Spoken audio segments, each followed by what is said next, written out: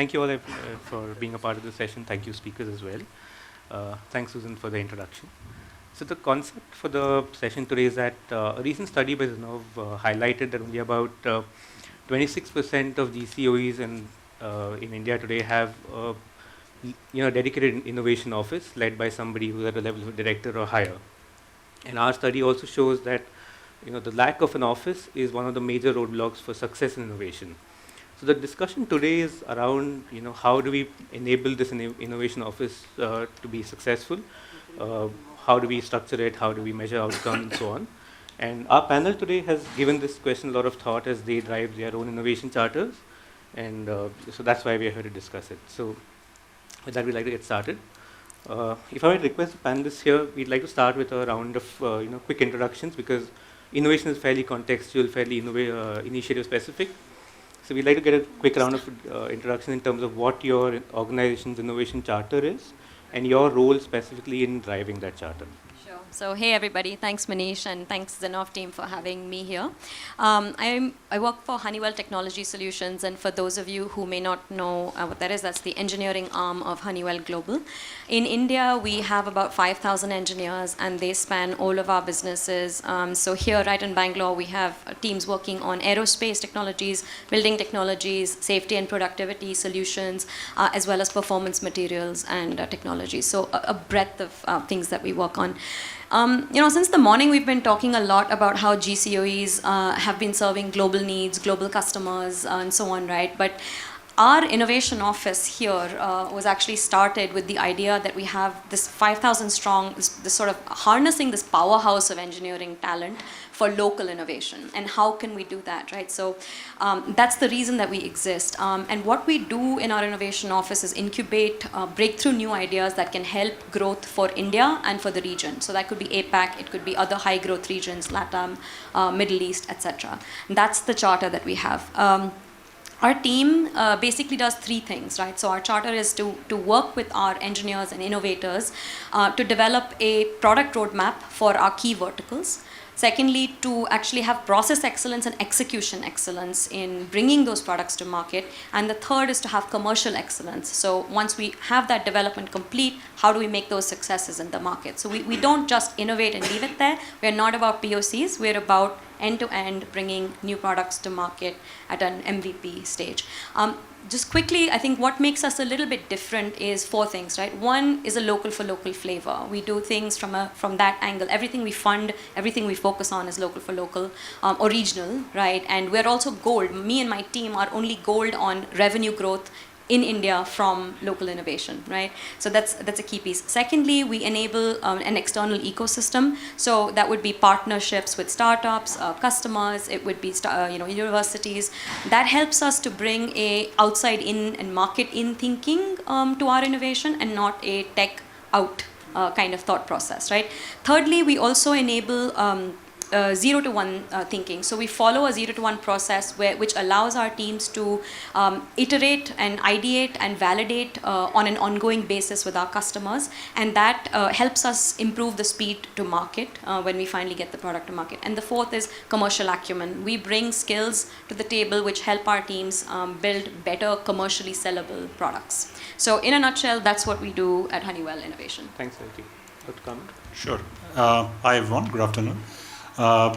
I come from Persistent Systems. To those of you who don't know us, we're a 30-year-old company. We are a digital engineering company, essentially bringing 30 years of product engineering expertise into the enterprise digital transformation market.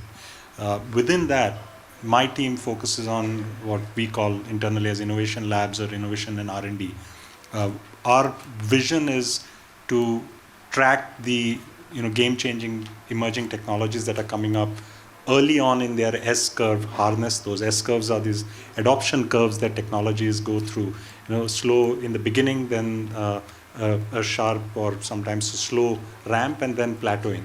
Right? So we want our customers who are early adopters or fast followers to be able to bring these technologies into their business to have exponential outcomes from them. So our goal is to understand that translate that into business outcomes and business focused solutions, and then take them to customers. So one interesting thing that we grapple with usually is we get excited by technology, but we have to also bring ourselves to be market focused, seeing how the value is being generated and work at both ends of this process to meet in the middle. So our motto is be curious, move fast, but build things, not just talk about it. So that's what we do. Yeah, thank you. So my name is Girish Raghavan. I lead the technology center for GE Healthcare. It's less than a kilometer from here. Fortunately, I could come much faster than any of the other panelists. Okay, so Can you move it? okay. Yeah. So if you look at GE Healthcare, we have perhaps the largest R&D center for GE Healthcare in Bangalore, in Whitefield. So we have been around for 30 plus years. We have close to 1,000 patents just from this one building.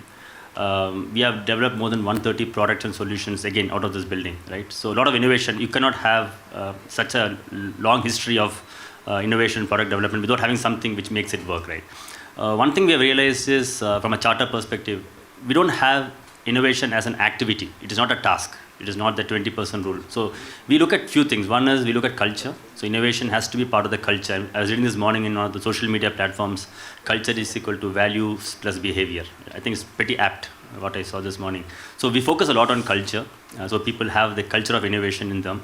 We focus a lot on hiring. When we're hiring, we make sure that people come with that mindset.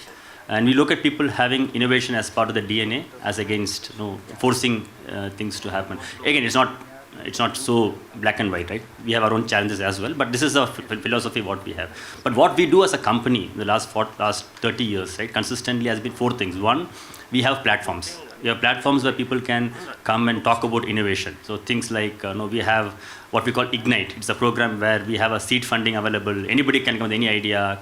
We have a board of directors who can look at the ideas, and you can fund those ideas. So we have platforms like that, like Ignite. We have special interest groups. We have five technology areas where we have special interest today, like 5G, cyber, cloud computing. So we have 5 areas. I'm like additive technologies and so on and so forth.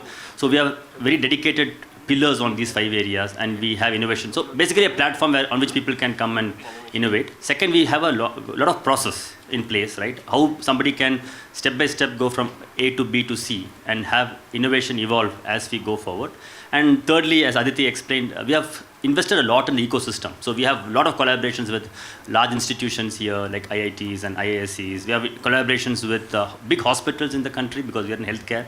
So we provide an ecosystem where people can use those ecosystem to innovate. So that is how innovation has been working at GE Healthcare for the last 30 years. Hey, thanks. My name is Bharat, and I'm kind of the opposite of Girish. I was like I came from 9 kilometers away, so I was the last panelist to arrive. And I gave Manish a lot of anxious moments, which I consider part of my job. What I do at Flipkart is I'm responsible for user growth and retention, which means we get in new customers, and new customers is a metric, and then we make sure that they are monthly active customers and annual active customers. Those are all metrics. Part of the charter is to own the app design, which is the look and feel of the app and the app engineering, and there is a lot of scope for innovation there in terms of the size of the app, especially for low-end phones, and the look and feel of the app for people who are using e-commerce for the first time. Also the co-founder of a new app that we launched in the hyper-value space called Shopsy, which also is very targeted towards tier 2, tier 3, the people from Bharat, right? They are looking for a very, very hyper-value kind of a proposition from e-commerce apps. Also responsible for grocery product for consumers, and in general the overall next 200, next 500 million Vernac, voice, chatbot, which involves a lot of innovation from a DS perspective. So that's my charter. Sure. Thanks everyone. If we might jump into the questions now. So I'll start with you, Aditi. Sure. You spoke about it a little bit when you talked about the range of initiatives that you drive, and also the East for East angle. So my question to you would be that as someone who is a pure play innovation leader, how do you go after themes to pick? And when you're because you have long-term use cases like the alternate fuels and so on, you have the immediate use cases like your COVID response. and you've also had a very successful pilot deployment of your RTMS solution at Narayana Hospital, right? So how are you picking themes that would lead to successful outcomes? I'd like to understand that. Thanks for that. So, the benefit of having the sort of the enormous business that we have, the multiple sectors we play in, right? Yes, it can be difficult, but it's also a massive opportunity for us to innovate across these businesses. Now, globally, our leadership has defined 10 kind of tech bets that they're saying are the key focus verticals for our business. And increasingly, these are cutting across each of the businesses. So they will not be pure play in safety and productivity or pure play in building technologies, right? They're cutting across. And so if I kind of see where we can actually play from an India perspective, where I look at the local for local, picking the themes, we work with our India business leadership to define a couple of those themes which are aligned with India's economic growth vectors, right? As well as our top customer segments. So as you rightly said, sustainability, healthcare are actually part of that. Those are things that are growing in India, and we want to make sure that we are there to play. Now, if you take sustainability as an example, that cuts across verticals, but across the company, you'll have, somebody's working on sustainable jet fuel, another group will be working on emissions monitoring at factories, another group will be working on energy efficiency in buildings, and a fourth group will be working on some material which is sustainable, right? The value that we bring as an innovation office, I would say, in that space is to actually unsilo that innovation, right? So instead of having a siloed sustainability innovation, we're able to say, we have a vantage point to say everything that's going on and how do we bring together people, connect people who are working on similar pursuits. The other thing we do there, once we know these themes that we're working on, is we can again leverage the external ecosystem, whether it's startups, whether it's deep customer connects, university, academia, all of that, to actually help our teams build capability and vocabulary around areas like sustainability, which is something that cuts across, and it should not be something done in silos. So that's sort of how we as the innovation office are really adding a lot of value to the themes that we pick for growth. Sure. A quick follow-up question there. So you spoke about teams that cut across sectors and industries. How are you thinking about staffing them in terms of, say, skill sets, or what kind of people are you looking when you hire for an office like this? Yeah, that's a good question. So I always say that our innovation team is 5,000 strong, right? Because everybody can be and should be innovating. But when I talk about the core innovation office, I primarily look for folks who bring a techno-commercial background, a skill set. And the reason is because we have to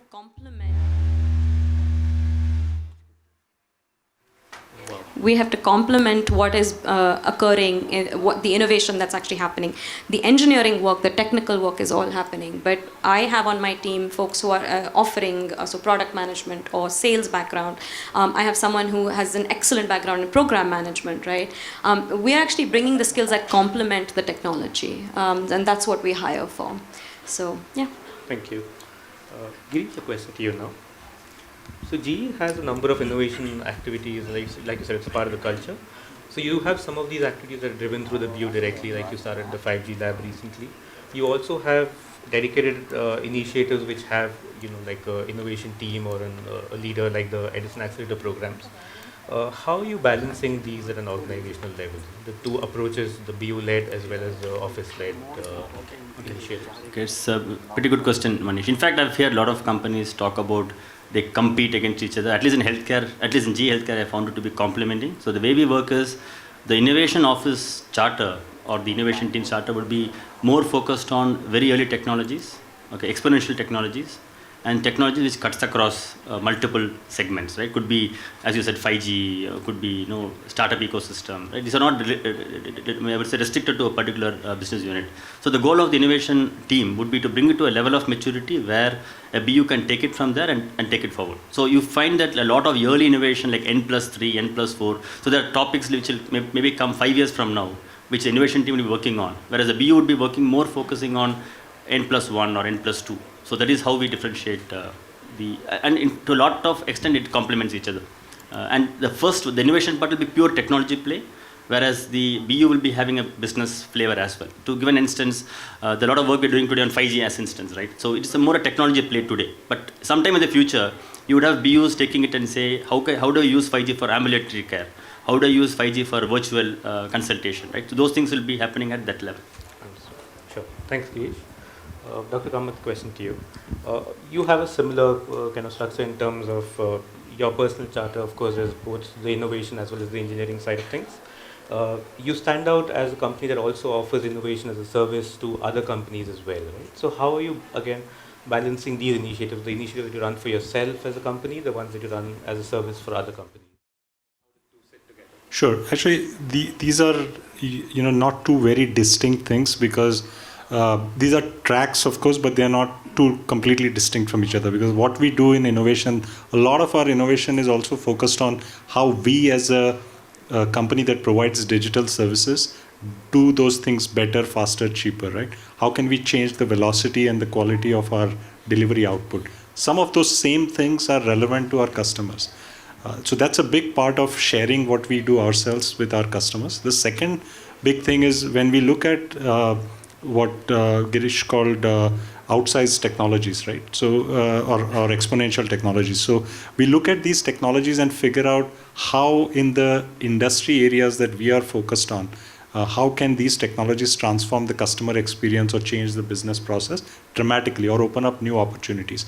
Once we figure out that narrative, our job is to evangelize both internally and to the customers how this will play out and what they can get out of it, and make them see it in action, not just theorize about it. And then drive that to fruition with them, because we don't necessarily understand the business that they are in fully. They know it better. We understand the technology. So that's the complementary thing that we bring there.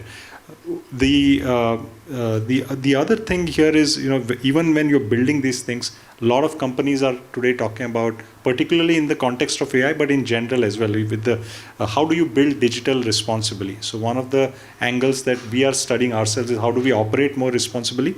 We bring some of the ideas from there into our customers' channel as well. And the KRAs for these type of things are simple, right? So one is create outsized impact for our customers, and in turn that creates outsized impact for Persistent's top line.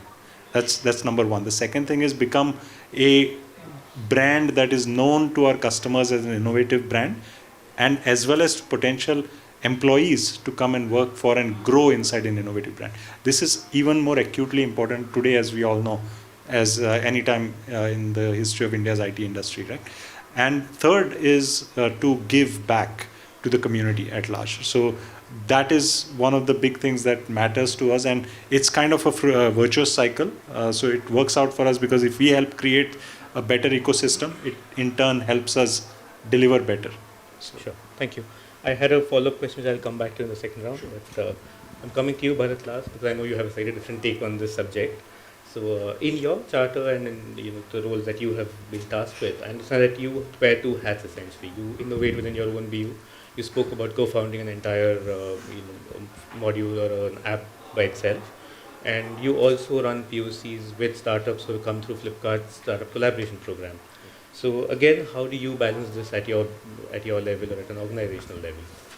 Sure. So one way to frame this problem is there is a problem statement, right? And the problem statement is some variant of how are you going to address this market. Then there is a product that comes as a solution to this problem statement. The problem statement is always sacrosanct, almost indispensable. Products are dispensable. Like you can kind of always replace product A with product B to solve the same problem, right? So if very deeply entrenched team who are solving here and now problems, they will likely take two approaches to it. One is they will somehow, they have to operate out of their skin. They'll tweak and they'll innovate to somehow kill that problem statement as best as possible from inside the house. There is another way to either partner or buy. So there's build, buy, partner, right? So you can partner or buy, and that's when the external partnership opportunities come, which is very interesting. Sometimes the same problem you're solving, someone else, just because they have focused a lot on that subject, they'll solve it far more efficiently, right? If the problem statement is not here and now, maybe it's 2 years away, like NFTs or metaverse or something like that, Then you have an innovation lab, which kind of, it needs the patience, and you have to water that plant for a considerable period of time. Otherwise, someone else is going to focus on that, and you will be kind of out-innovated in 2 years. That's when that kind of problem statement gets distributed. Sure. So quick follow-up there. So, given that you have this construct of things that you're doing internally as well as things that you're collaborating with third parties, where do you think an innovation office fits into this scenario, and how can they help or enable outcomes in this construct? Yeah, it's essentially, see, there are a couple of aspects. One is the people morale aspect part of it. The other is essentially a corporate level patience aspect to this, right? Like I mentioned before, if the problem statement is here and now, and you kind of say there is some other special team that is going to innovate and you guys do some XYZ work, there is a people morale, and they'll say, then what am I here for, right? So that's why you need this tight balance in terms of if you want your regular product team, which is focused on delivering business value here and now, one way to get innovation out of them is to set a metric goal that is reasonably high enough. It can't be ridiculously high that they kind of lose hope, or it can't be easy. It's reasonably high, then they will kind of find a way to innovate, right? And at least the personal philosophy is a lot of innovation is the action comes first, the theory comes later, right? You actually tweak, and then you figure out something works, and you learn how it works much later after it has worked, right? So that's how these sort of regular business units run. Whereas the examples that I mentioned, those are when they should be under some pressure to deliver something in a 6 to 9 month period, separate innovation units, but they should not be under like some weekly rhythm or something like that. So that's a different class of problem statement. Understood. Sure. So I'd like to come back to you, because I know the slight difference in the way this approach is done here. So given that you run an innovation team, how would you define your KRAs for this team? And especially considering that there are dependencies on maybe other teams who are maybe executing some of these things, right? I mean, how are you defining KRAs for the innovation team in this case? Yeah. I think, first of all, I don't think it's super contrary to what Bharat said, right? So he's like deliberately creating tension. Yeah. So, right. So, Bharat, you and I are on the same page. 6 to 9 months is the time in which we also look to bring an MVP to market, right? And it's the weekly cadence. Yeah, I mean, okay, I won't say anything here on that. But yeah, it's we monitor to see what the roadblocks are, right? That's actually where some of the process comes in for us. So I really don't think we're that far apart. In terms of the KRAs, honestly, there's a few things that we are now trying to push, right? So at my level, I can approve a certain amount of funding for a first level validation in the market. That could be a technical validation, it could be a customer validation, very first level view, right? We look to have those ideas come through in a 30 to 60 days, 60 to 90 day period, that you basically take a little bit of funds, validate, and come back, right? We actually want those ideas to either get to a go, no-go within 60 to 90 days. That's one. Secondly, once we get going we've decided to fund a project, right? Our KRAs for any project are really around, we're very strict about phase gate compliance, for example. So they do have to go through an NPI or a process, right? A 0 to 1 process. There will be a date that's committed for saying, this is the timeline in which I will get my MVP in the market.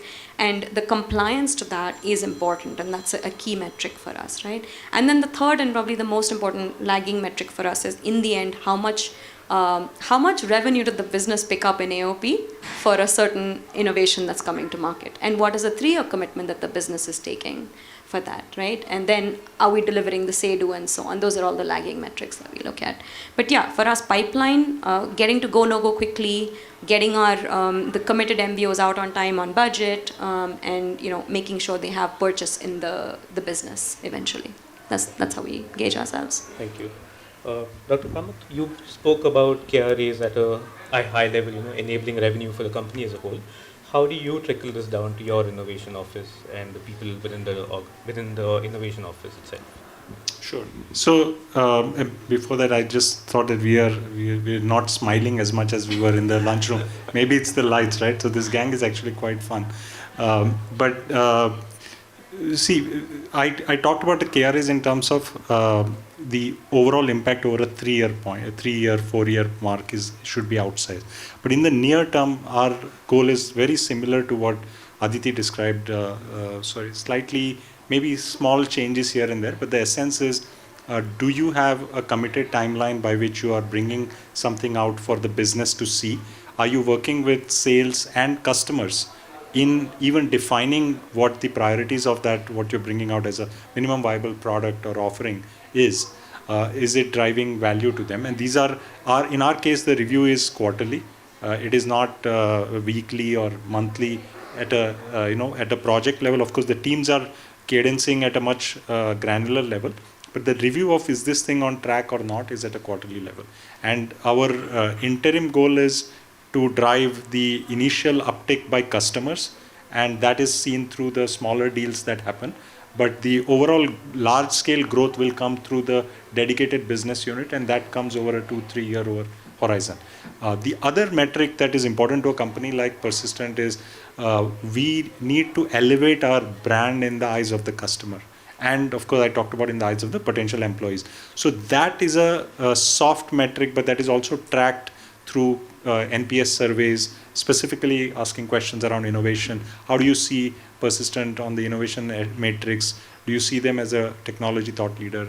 Have they contributed value? Things like that, right? So we track how customer perception is changing, because especially when times get turbulent, customers will turn to a more trusted, more reliable partner.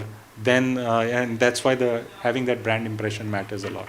And then finally, the public side of things, where employees want to be able to come work with us, work on cool things, more importantly, grow. And we believe in something called the me enterprise, right? We believe every employee or a potential employee is on their own personal enterprise journey, so to speak, of their career path. We can give them a good environment to thrive. We can give them nudges. We can give them certain incentives. But in the end, you can't just throw money at a problem and make people to work for you. You got to create an environment that pulls them and draws them in. And that's one of the things we try to create. Sure. Thank you. Girish, one question to you. So you spoke a very clear demarcation in terms of what a BU might do and what an innovation office might do in terms of the timeline. Right? So open-ended question here is that, do you think that the KRAs or the risk management should be sort of different for both of these two approaches, and if so, how? Yeah, so I think my answer might be the most popular one. So we have no KRAs.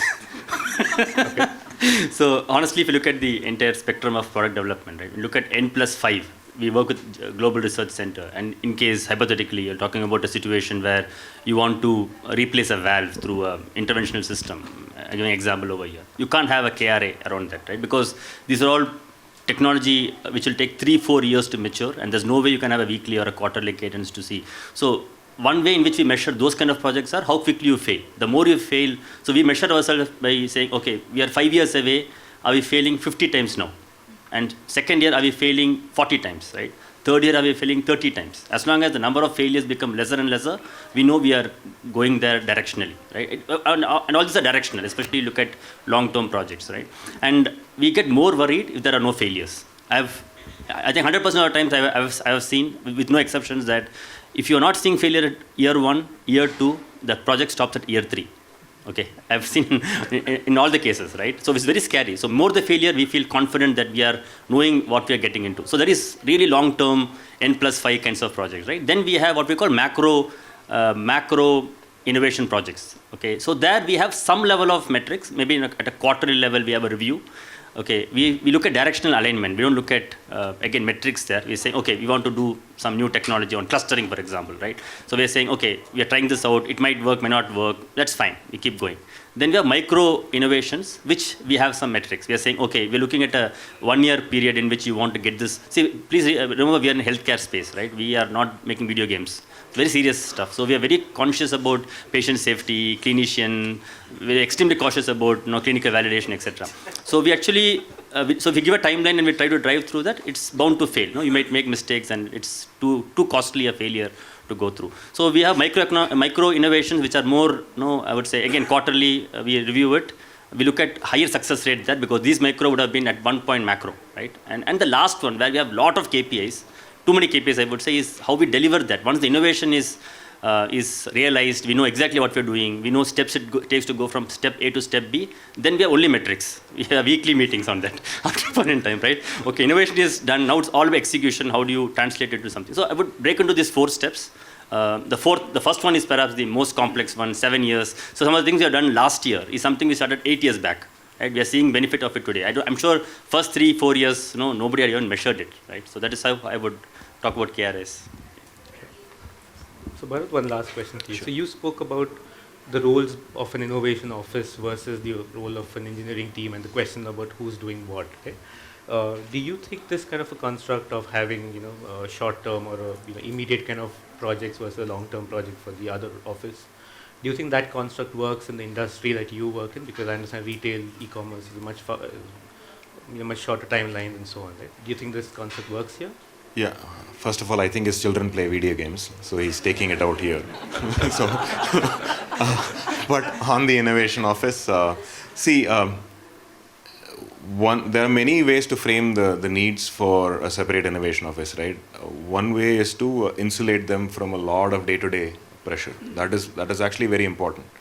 Second is there are many philosophies around, do you have to go after a specific goal? Is your problem statement, should it be like very tightly defined, or should you wander aimlessly? Both have their pros and cons as well, right? So in a very bottom line pressure retail e-commerce company, the second kind of innovation, which is, if you read Taleb and all those people, they are big proponents of you should wander a little bit aimlessly and then you will find a good idea. That is harder. With reasonably well-funded companies, those are all much more possible. So the objective will be to something is a looming threat 1-2 years from now. Let's say NFTs, metaverse, those sort of whatever is Web3. The industry itself has to go through a round of failure and come back up. Just like even the search industry that happened in the mid-90s, right? So those sort of things, when it's a kind of a clear thing 2 years from now, that's when companies with a much kind of a bottom line pressure kind of companies should innovate. Understood. So I'd like to open that up a little bit for the entire panel.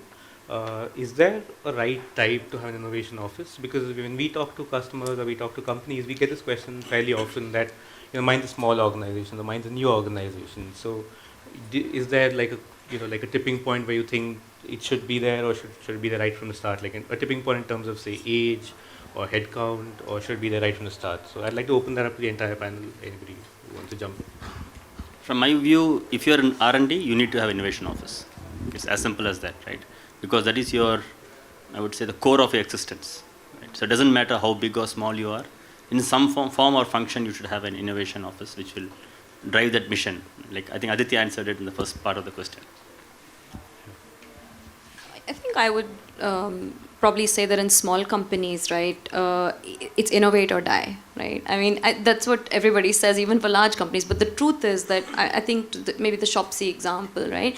If you don't innovate on a daily basis, an hourly basis, it could be the smallest little thing or it could be something bigger.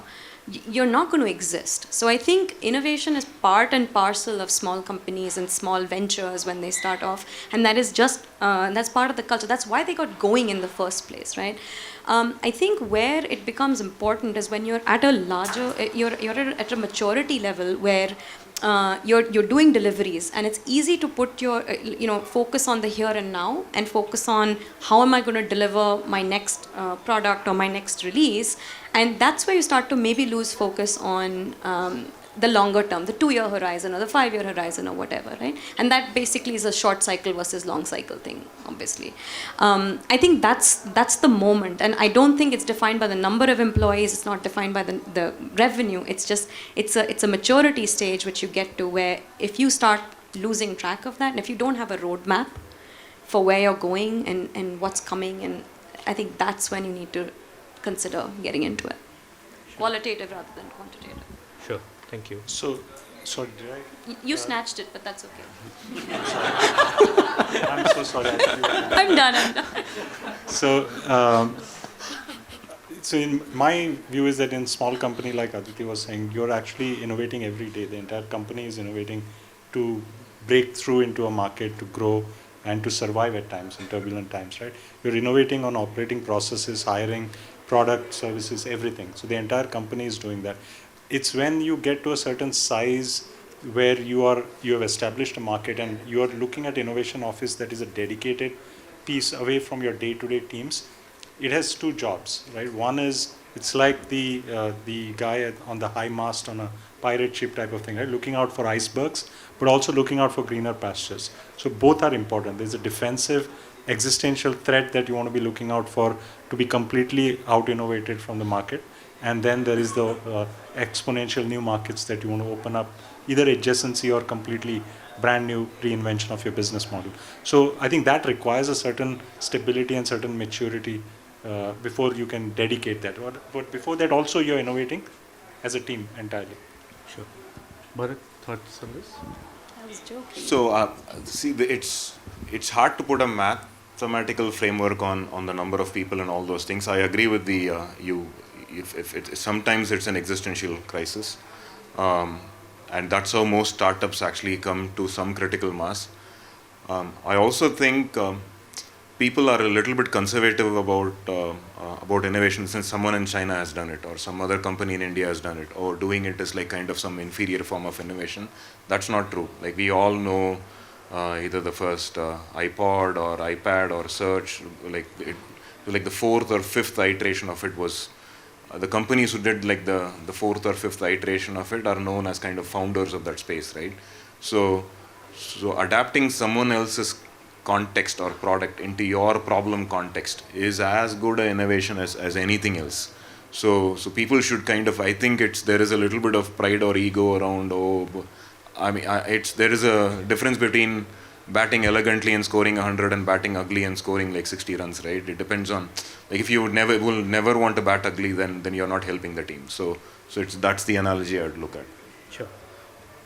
That makes a lot of sense. So thanks everybody for the discussion. If I might summarize, I think what clearly stands out is that having that innovation culture is critical, right? Having it from day one itself, because I think the panel here kind of realizes that it is existential, like you said, right?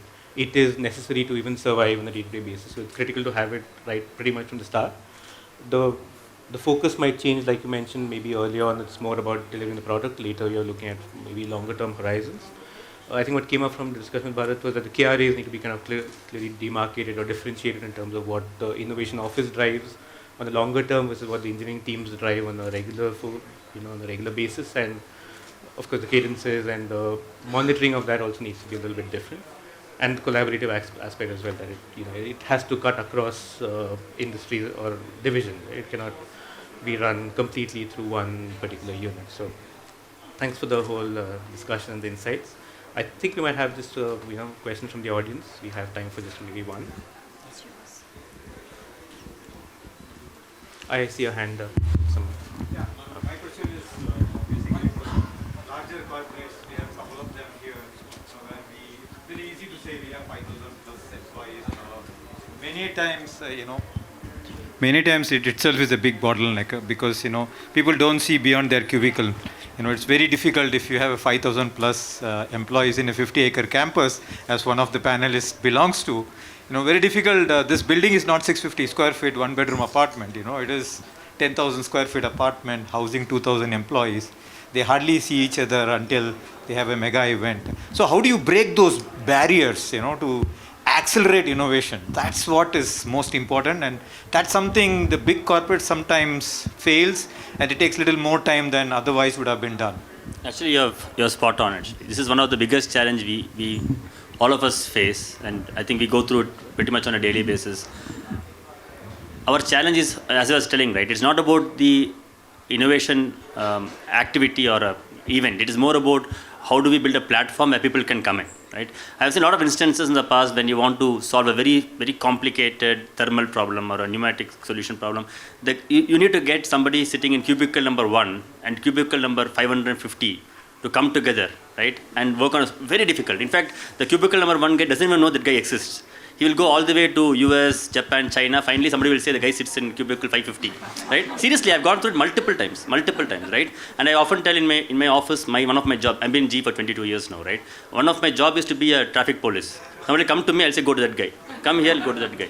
Actually, you're right. Getting that together is very difficult. So what GE has done today, healthcare, we have one campus on which we have pretty much all the businesses together, right? So if you look at anywhere outside of India, it is very fragmented. You have multiple buildings in multiple cities. You've got everybody under one roof. And we have been trying to build communities of practitioners in certain areas. Take, for example, additive technology, right?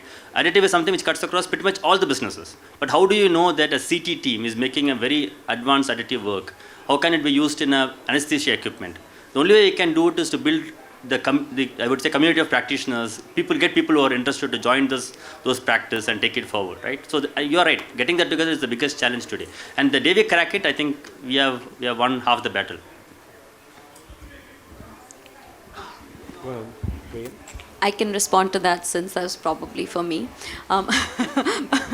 I definitely don't believe that 5,000 people are going to innovate or that we can break the barriers down, right? The way that, I'll just tell you one of the interventions that we are doing, now we are kicking it off. We have a group of about 100 people who we've seen over the past couple of years have been involved in local innovation by themselves. There are people who innovate without that being their day job, right? That is what they do. I call them idea hamsters, right? Constantly thinking about what else can be done.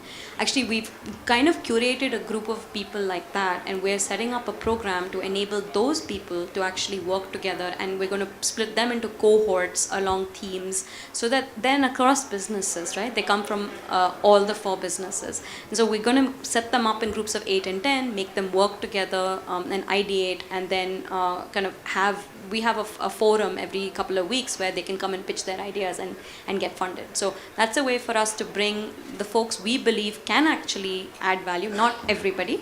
And we enable them with many, many different forums, many interactions, funding, space, everything, time, to be able to take those ideas forward. Yeah. Thank you, sir. That was a great question. I think we're running a little bit short on time, so probably can't. Can I ask one question, please? Here. Quick, sure. Hi. I want to ask, what is the right construct of an innovation office? What I mean when I say that is, I'm from an IT services organization.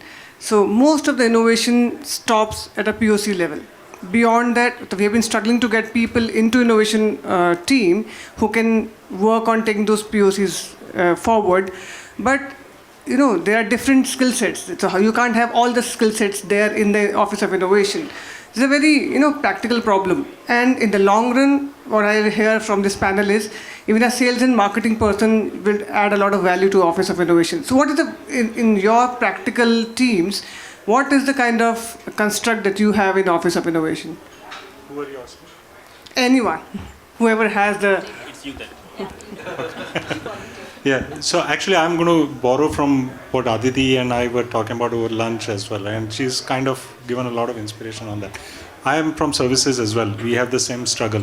I think the idea is for us is to hustle your way with a few champions in different roles, even if they are not in your own unit under your span of control, right? One of our jobs as leading an innovation office is to be bringing people along, showing them the vision and getting the buy-in, even when you don't have a span of control on their day-to-day operations. And whether it's a few salespeople in a few industry verticals, whether it's that 1 or 2 marketing people who are really good at collaborating, they see the shared vision, you have to hustle. Once you start showing results, that's when you can start building those roles in your own office. But typically in any organization, these are going to be separate centers, and innovation office is not going to have the funding to hire sales and marketing dedicated teams and all that.